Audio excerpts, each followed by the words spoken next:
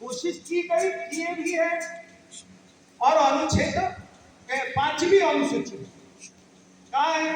5वीं अनुसूची का धारा 5(2) में लिखा हुआ है अपवाद और रूपांतर। इसका अर्थ यह है कि जो जनरल कानून होगा उससे अलग कानून अनुसूचित क्षेत्र में लागू होगा। आपको अलग रूप से बनाना पड़ेगा। अब अधिकारी कर्मचारी क्या किए? आप गोल मोल कर दिए। छत्तीसगढ़ पंचायत राज अधिनियम को जो है वो पूरे छत्तीसगढ़ में लागू कर दिए। उसके बाद एक धारा 129 एक जोड़ दी। अब जोड़ने से नहीं होता, क्योंकि आप 243 का देखेंगे पंचायत को जहां, क्योंकि पेशा का अर्थ क्या है? पंचायत उपबंध अनुसूचित क्षेत्र पर विस्तार अधिनियम। पंचायत उपबंध, पंचायत को कहां पर व्याख्या किया गया संविधान में? 243 घ में क्या बोल रहा है आप उसको थोड़ा देखिए, है ना। क्योंकि हम लोग आज के तारीख में जब अपने हक अधिकार लेने की बात करेंगे संविधान के तहत, तो संविधान को भी हर समय ठीक से पढ़ने का जरूरत है। क्या बोल रहा है पंचायत? जहां तो भाग 9 अनुच्छेद 243 में जहां पंचायत व्याख्या किया गया, क्या बोल रहा है? ये बोल रहा है पंचायत से ग्रामीण क्षेत्रों के लिए अनुच्छेद 243 ख के अधीन गठित स्वायत्त शासन की संस्था। क्या बोल रहा है? स्वायत्त शासन। अब छत्तीसगढ़ पंचायत राज अधिनियम में ना ग्राम सभा स्वायत्त है, ना पंचायत राज स्वायत्त है।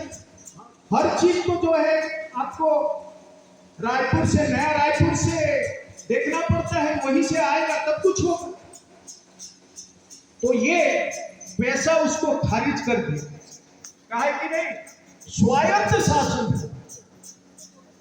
तो आप कहोगे अधिकारी लोग बड़े चालाक हैं, तो अधिकारियों के पास यही चीज लाके जाके बताओगे कि संविधान में तो ये लिखा है कि पंचायत का अर्थ स्वायत्त शासन। स्वायत्त मतलब गांव वालों की खुद आयत्त करेंगे, कंट्रोल में, नियंत्रण में रहे।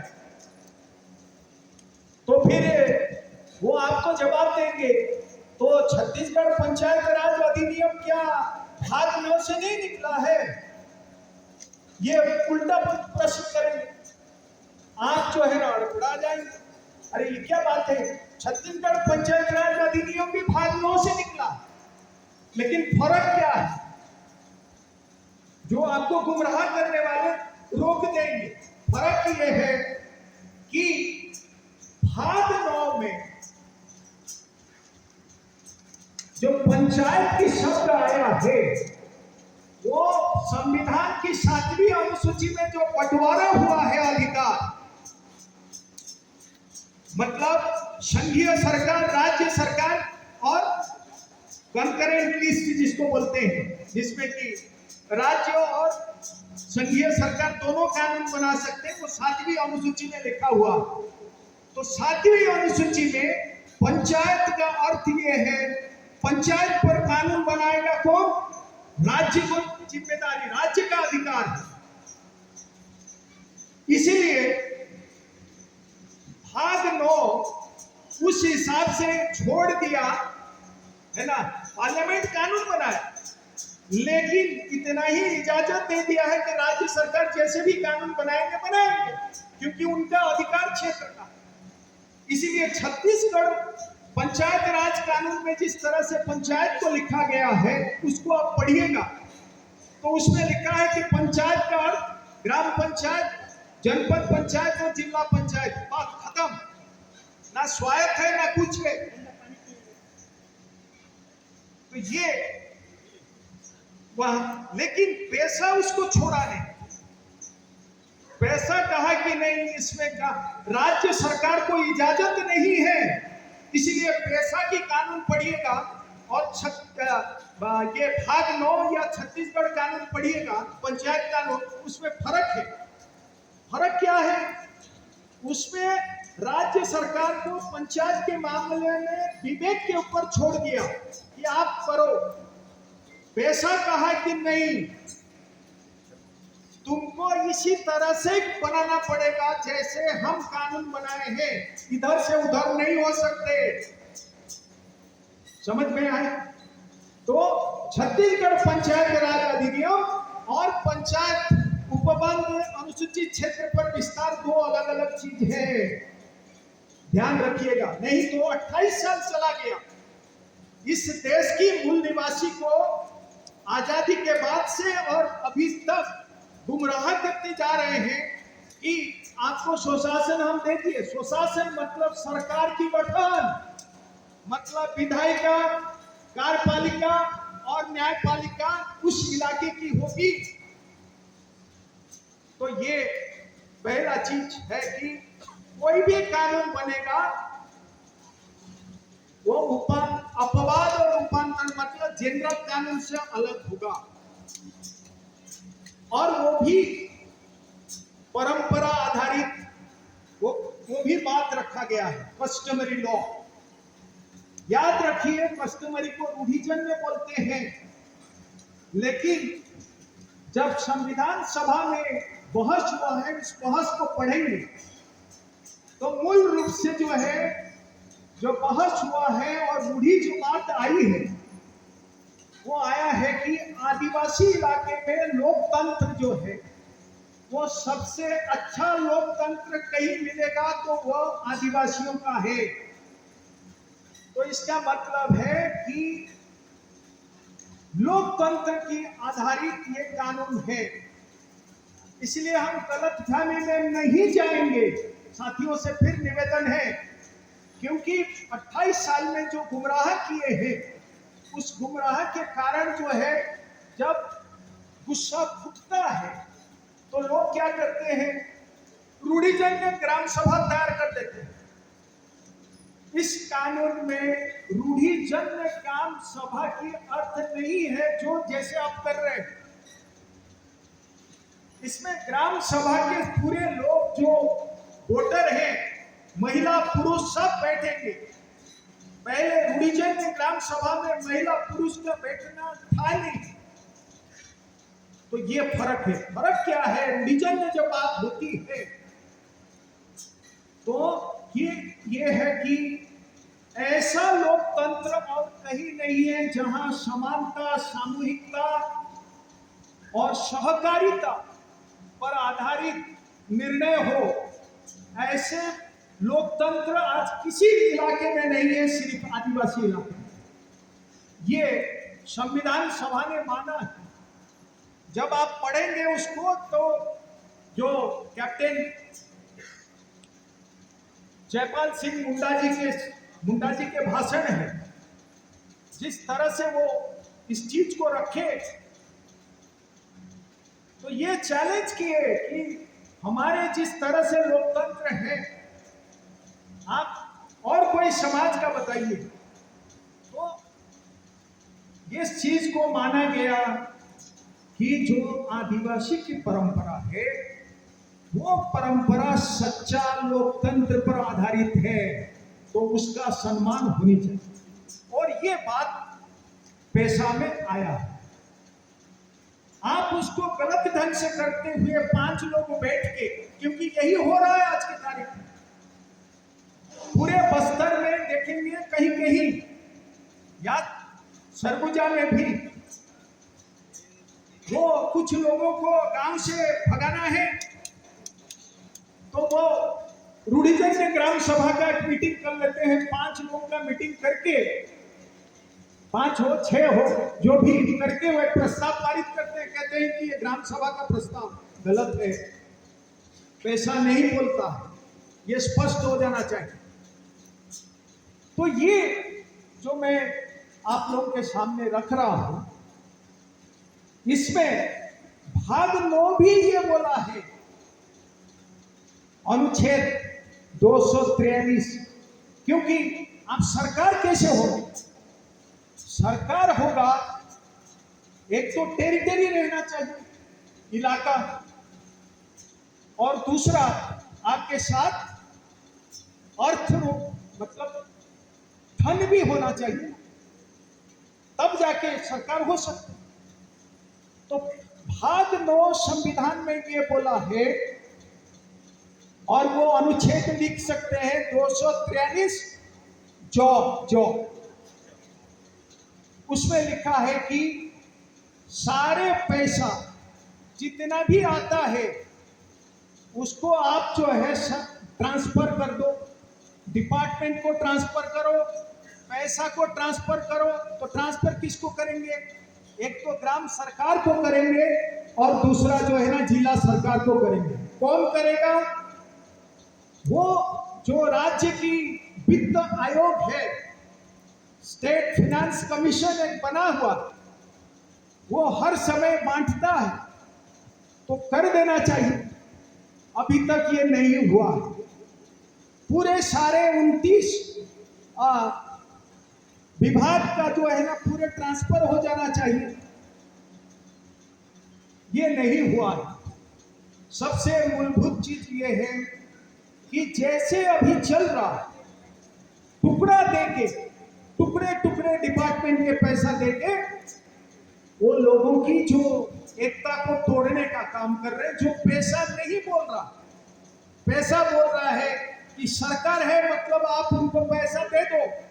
जैसे जीएसटी इकट्ठा करता है संघीय सरकार, और नियम है कि 40% जीएसटी आप राज्य सरकार को वापस करो, उसी तरह से राज्य को जो मिल रहा है उसमें वो भी वापस करेगा।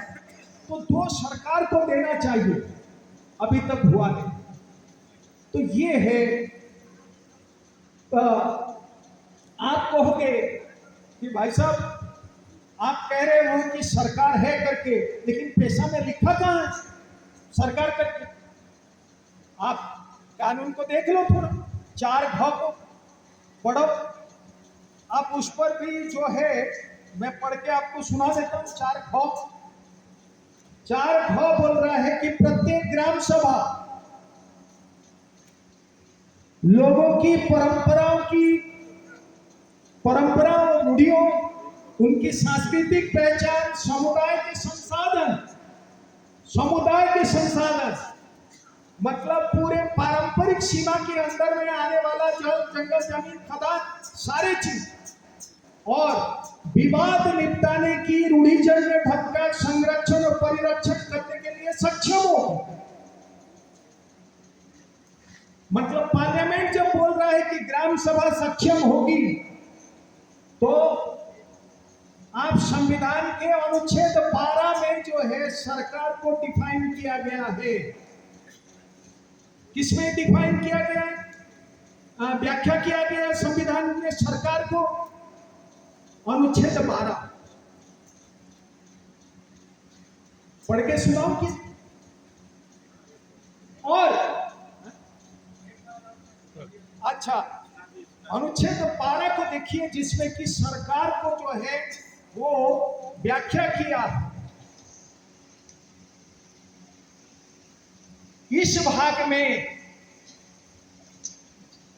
जब तक कि संदर्भ से अन्यथा उपेक्षित ना हो, राज्य, कोट अनकोट, राज्य के अंतर्गत भारत की सरकार और संसद तथा राज्य में से प्रत्येक राज्य की सरकार और विधानमंडल तथा भारत की राज्य क्षेत्र के भीतर या भारत सरकार के नियंत्रण के अधीन सभी स्थानीय और अन्य प्राधिकारी है।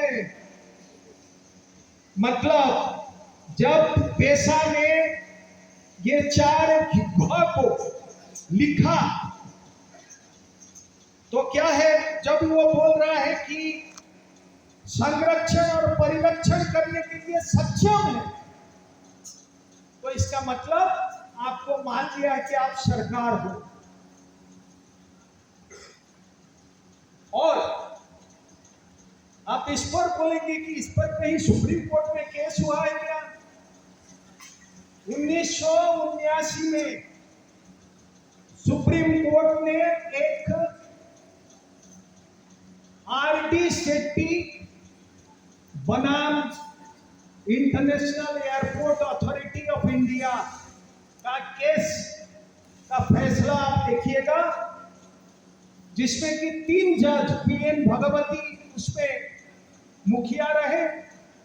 उसने व्याख्या किया है कि जो राज्य बोलते हैं या सरकार बोलते हैं उसका 4 गुण है, वो 6 गुण है, 6 क्राइटेरिया, उसमें से एक भी होगा तो उसको राज्य माना जाएगा, सरकार माना जाएगा। और उसमें एक है कि एकाधिकार रहेगा। आप 4 भाग को पढ़ लीजिए कि वो एकाधिकार है कि नहीं। अपने पारंपरिक सीमा के अंदर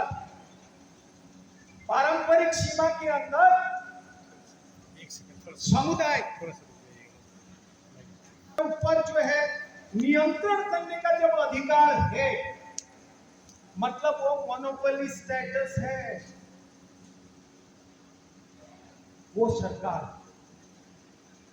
ये सारे चीज के बारे में बात तुमको करना चाहिए, कानून बनना चाहिए, कानून नहीं बना। नंबर 2, ये एक हिस्सा है। नंबर 2 ये है कि ये करने के साथ साथ भुरिया कमेटी ने ये भी बोला कि अनुसूचित क्षेत्र में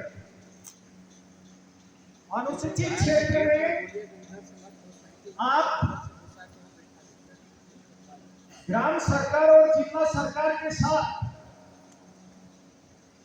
2 हिस्सा भी रख सकते हैं। मतलब जिला सरकार, जो कि आज जिला पंचायत के नाम से है, वो पूरा जिला सरकार हो जाएगा। मतलब कहने का मतलब है कि आज जो जिला पंचायत की अध्यक्ष है वो अंबिकापुर हो या जो भी जिला के, वो मुख्यमंत्री माने जाएंगे। ये होगा। और ग्राम सरकार होगा। बीच में आपको जनपद रखना है तो रखो, नहीं रख सकते। ये भी भुरिया कमेटी ने सुझाव दिया था, क्योंकि जब आप 6वीं अनुसूची के पैटर्न को अपनाने के लिए बात कर रहे हैं, 6वीं अनुसूची में स्वशासी जिला सरकार और गांव, बीच में कुछ नहीं है, तो वो तय हो सकता है, रहे या ना रहे, कोई बड़ी बात नहीं है। लेकिन इसके साथ साथ मैं आपको ये भी बता देना चाहता हूं साथियों, इसका मर्म समझिए। पेशा ने नहीं बोला, लेकिन 2010 में भारत के बड़े जानकार लोग बैठने के बाद वो पंचायत राज मंत्रालय ने कमेटी बनाया था। वो 2010 में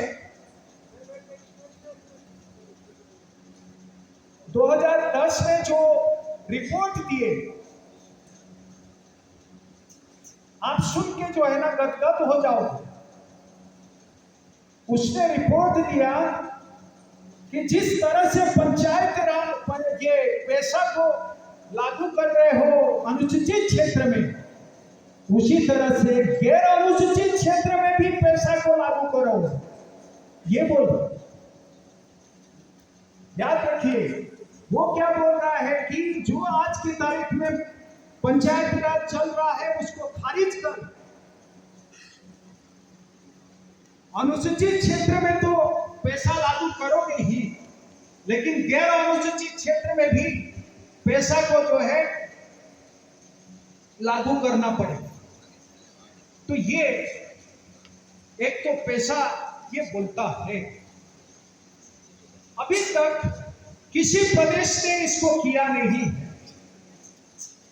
अभी धीरे धीरे आवाज उठ रहा है। 28 साल में जो गुमराह हो गए, क्योंकि क्या हो रहा है, बड़े पैमाने पर जल जंगल जमीन खदान आदिवासी इलाके से हटते हुए जा रहा, निकलते जा रहा।